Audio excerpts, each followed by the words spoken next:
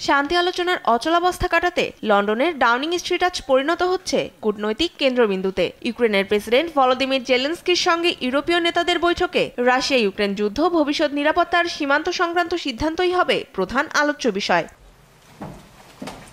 সোমবার ইউক্রেন যুদ্ধের ভবিষ্যৎ নিয়ে লন্ডনের ডাউনিং স্ট্রিটে আলোচনায় বসছেন ব্রিটিশ প্রধানমন্ত্রী কিয়ার স্টারমার এবং ইউক্রেনের প্রেসিডেন্ট ভলোদিমির জেলেনস্কি। এছাড়াও ফ্রান্সের প্রেসিডেন্ট ইমানুয়েল ম্যাক্রো এবং জার্মান চ্যান্সেলর ফ্রিডরিক মার্কসও উপস্থিত থাকবেন এ বৈঠকে।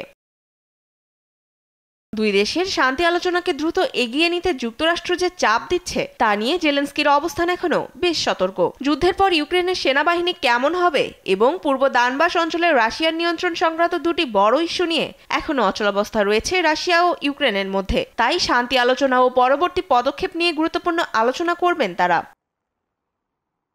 এদিকে নিরাপত্তা নিশ্চয়তা, ইউক্রেনের ভবিষ্যৎ সার্বভৌম সিদ্ধান্তের অধিকার এবং যুদ্ধ পরবর্তী বাহিনীগত ব্যবস্থাপনা নিয়ে একটি যৌথ অবস্থান গঠনে আগ্রহ প্রকাশ করেছে ইউরোপীয় নেতারা। জার্মানি, ইতালি ও পোল্যান্ড সহ আরও কয়েকটি দেশ সাহায্য দিতে প্রস্তুত থাকলেও ইউক্রেনের ভেতরে স্থলবাহিনী মোতায়েনের বিষয়ে আপত্তি তুলেছে তারা।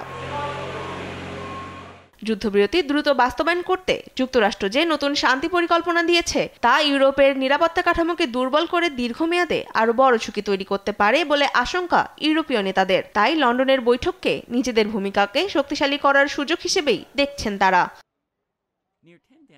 তনিমা ইসলাম, নিউজ ডেস্ক, দেশ টিভি।